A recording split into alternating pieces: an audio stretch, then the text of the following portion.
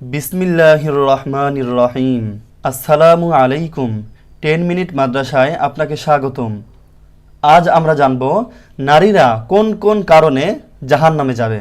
সম্মানিত মা ও বোনেরা, আমার এ আলোচনা কোনো বিশেষ পক্ষকে হায় করার জন্য নয়, বরং প্রিয় নবীর একটি হাদিসের আলোকে বাস্তব কিছু ভুল ভ্রান্তি তুলে ধরা উদ্দেশ্য, যা আপনাদের মধ্যে পাওয়া যায়।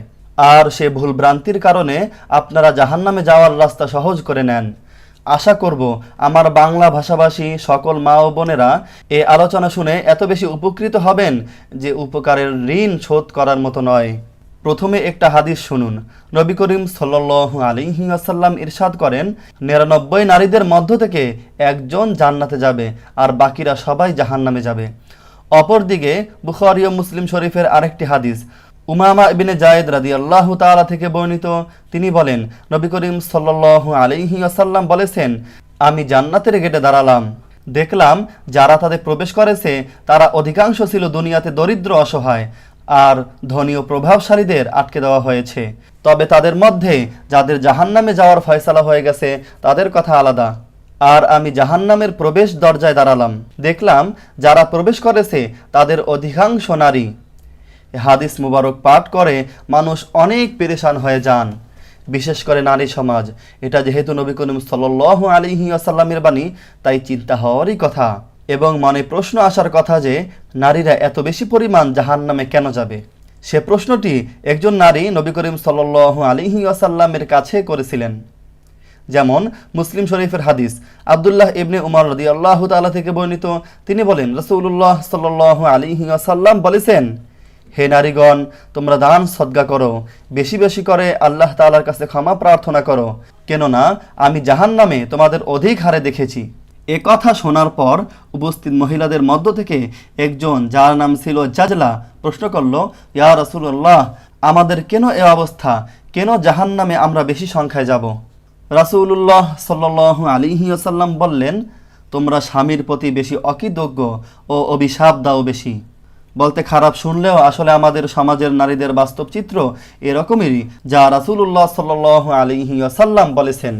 আমি দাম্পত্য জীবনে অনেক সুখী নারীকে দেখেছি, যারা স্বামীর সামান্য একটি ভুল হলেই গোটা জীবন যে স্বামীর সাথে সুখের সংসার করেছে, ভালোবাসার প্রতিটি মুহূর্ত কাটিয়েছে, তা একেবারেই ভুলে যায়, অস্বীকার করে।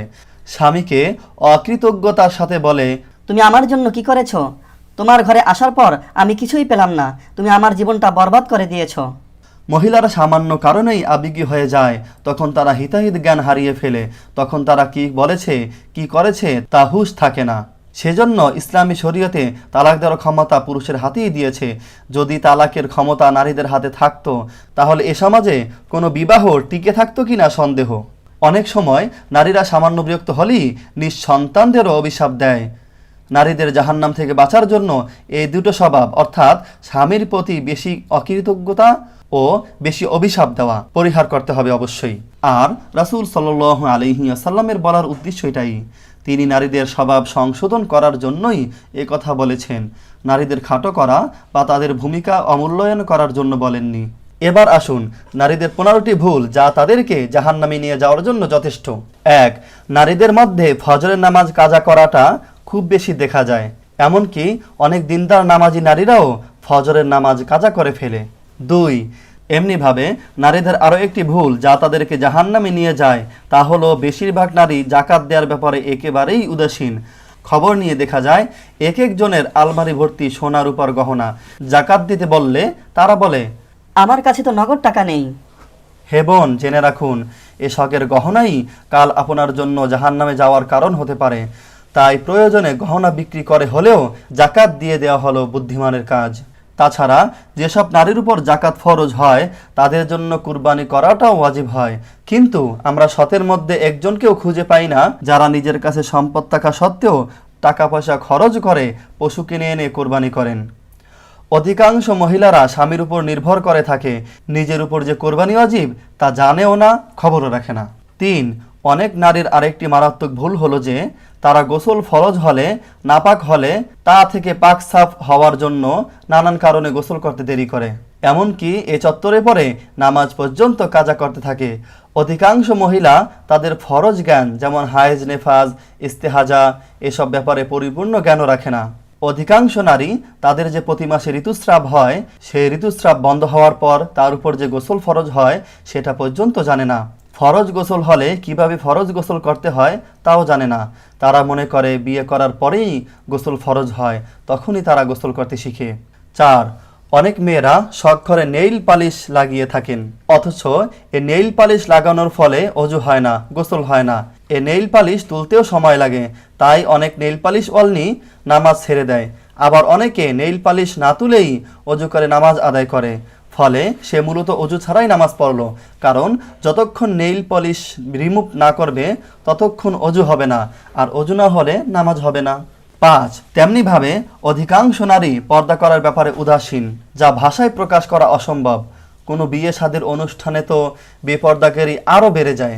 6, তাছাড়া দুইজন নারী যখন মিলিত হয় তখন তাদের আলোচনার বিষয়বস্তু হয় তৃতীয় জনের গীবত করা। আর নারীদের স্বভাবই এমন যে তারা কয়েকজন একত্র হলেই কথা না বলে থাকতে পারে না, আর কথার বিষয়বস্তুই হয়ে থাকে গীবত তথা পরনিন্দা করা। আর গীবত করতে করতে অনেক নারী জাহান্নামের দরজায় পৌঁছে যায়। এক বাদশার ঘটনা, তিনি ঘোষণা দিলেন কেহ যদি চমৎকার করে মিথ্যা বলতে পারে তাকে পুরস্কার দেওয়া হবে। তখন সকলেই মনের মাধুরী মিশিয়ে মিথ্যা গল্প বলতে আরম্ভ করলো। তখন সবশেষে একজন লোক এসে বলল, আমি এক জায়গায় অনেক মহিলাকে বসে থাকতে দেখলাম, কিন্তু সেখানে সকলেই চুপচাপ, তাহারা কেহ কাহার সাথে কথা বলছে না। তখন বাদশাহ এ লোকটিকেই মিথ্যা বলতে পারদর্শী হিসেবে পুরস্কার দিল। কারণ বাদশাহ জানেন যে যেখানে কয়েকজন নারী থাকে সেখানে তারা চুপচাপ থাকতে পারে না। এই যে মা ও বোনেরা নিজের স্বামীর বিরুদ্ধে, ননদের বিরুদ্ধে, শাশুড়ির বিরুদ্ধে শেকায়াত করে, তা আল্লাহ তারা পছন্দ করেন না। তার পরিবর্তে যদি তারা ধৈর্য অবলম্বন করে তাহলে তারা এর উত্তম প্রতিদান পেত। তেমনিভাবে অধিকাংশ নারীরা খুবই কৃপণ হয়ে থাকে, দান সদকা করতে খুবই কৃপণতা করে। যদি নারীরা বেশি বেশি সদকা করে তাহলে আল্লাহ তাআলা এদেরকে জাহান্নামের আগুন থেকে বাঁচিয়ে দিবেন। 8, কোনো নারী যদি ভুলক্রমে কোনো অন্যায় করে ফেলে তাহলে ভুল স্বীকার করতেও লজ্জা করে, দেরি করে, অথচ দুনিয়ায় ক্ষমা চাওয়াটাই খুব সহজ, কিন্তু কিয়ামতের দিন এর জবাব দেওয়াটা খুব কষ্টকর। 9, এছাড়াও নারীরা রাগের মাথায় কুফরি কালাম বলে ফেলে, এমন কথা বলে দেয় যার ফলে মানুষ ঈমান হারা হয়ে যায়। কুফরি কালামের মধ্যে সবচেয়ে বড় কুফরি হলো যেভাবে স্বামীর বিরুদ্ধে নারীরা অভিযোগ করে বসে তেমনিভাবে আল্লাহ তাআলার বিরুদ্ধেও অভিযোগ করা আরম্ভ করে দেয়। যেমন বলে, আল্লাহ আমার দোয়া শোনেনি না, এখন আর আল্লাহর কাছে দোয়া করি না। একদিন একটা মুরব্বী মহিলার সাথে আমার কথা হলো, আমি জানতে পারলাম সে নামাজ পড়ে না। তখন আমি জিজ্ঞেস করলাম, নামাজ কেন পড়েন না? সে বলল, কি করব, আল্লাহ তাআলা খালি আমাকে সবসময় রোগ ব্যাধি দেয়, আমাকে খারাপ রাখে, এই জন্য জিদ করে নামাজই পড়ি না। নাউজুবিল্লাহ। 10, নারী সমাজের আরেকটি বড় ভুল, তারা কোনো বিধর্মী কালচার বললে তা লুফে নেয়, কিন্তু যদি বলা হয় এটি নবী করিম সাল্লাল্লাহু আলাইহি ওয়াসাল্লামের সুন্নত তখন তারা সেদিকে ফিরেও তাকায় না।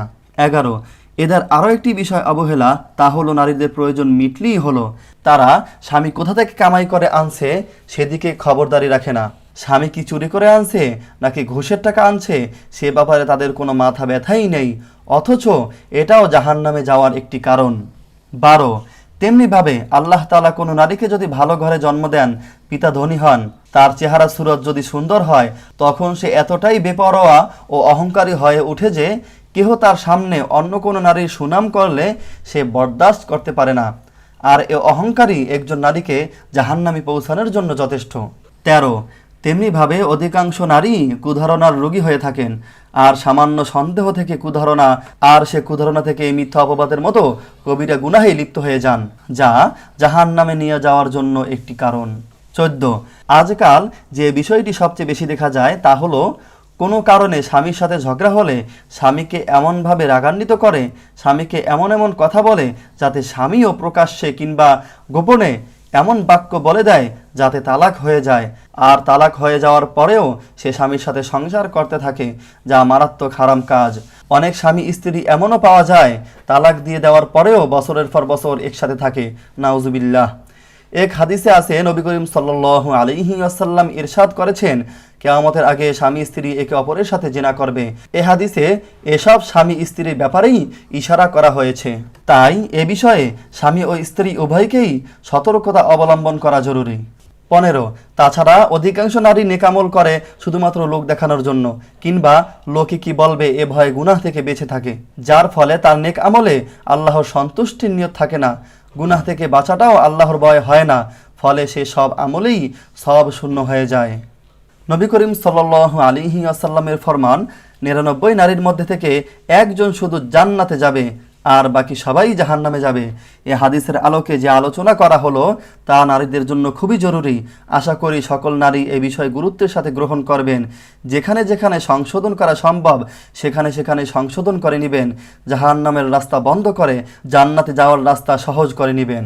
আল্লাহ তাআলা সকল নারীকে এই 15টি কাজ থেকে বিরত থেকে জান্নাত অর্জন করার মতো তৌফিক দান করুক, আমিন।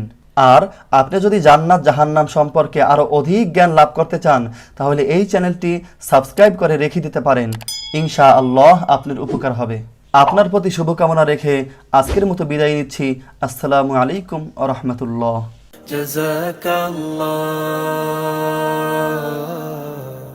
জাযাকাল্লাহ।